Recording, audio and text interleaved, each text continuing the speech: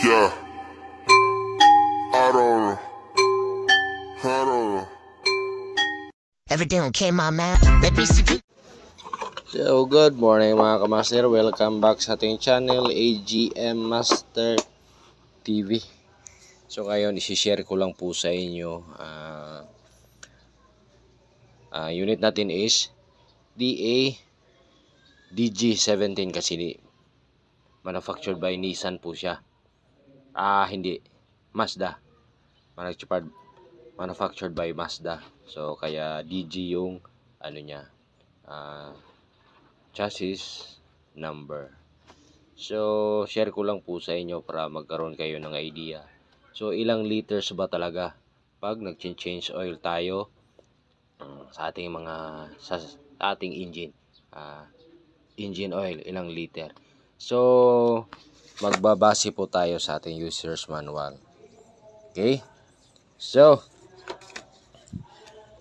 dito nakalagay ang magandang gamitin talaga. So, depende na po sa inyo kung anong brand yung gusto nyo. So, 5W-30. Yan. So, galing talaga yan sa ating user's manual. So, ganon din dito nakalagay. Ayan, 5W30. So, itong 2.7 liters, pag ano lang to, pag nag-change oil ka lang, hindi ka nagpalit ng oil filter. So, drain mo lang yung oil mo, tapos takpan mo ulit, balik mo ulit yung drain plug, hanggang 2.7 lang talaga. Okay? So, dito naman, yung 2.8, ito naman yung pag nagpalit ka ng oil filter mo. No? Pag nagpalit ka ng oil filter, tapos nag-change oil ka, yun. 2.8 yung ilalagay mong engine oil. So, ito po, so parehas lang po yung turbo at saka non-turbo. Okay?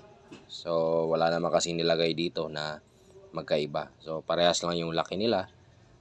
Parehas lang yung cc. May turbo lang. Okay? So, ayan po.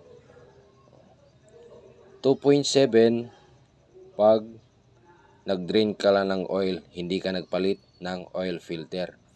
Pag magpapalit ka ng oil filter, so, gagawin mong 2.8. Okay? So, pag inubos mo lahat yung 3 liters, so magiging iba yung hatak ng engine mo. Okay? Lagi pong tandaan, 2.7 pag hindi ka nagpalit ng oil filter. Pag nagpalit ka naman ng oil filter, 2.8. Tsaka yung paral natin, fuel tank capacity natin is nasa 37 liters na lang po. Okay? So, yun lang po muna. Maraming salamat. Magandang araw mga kamaster.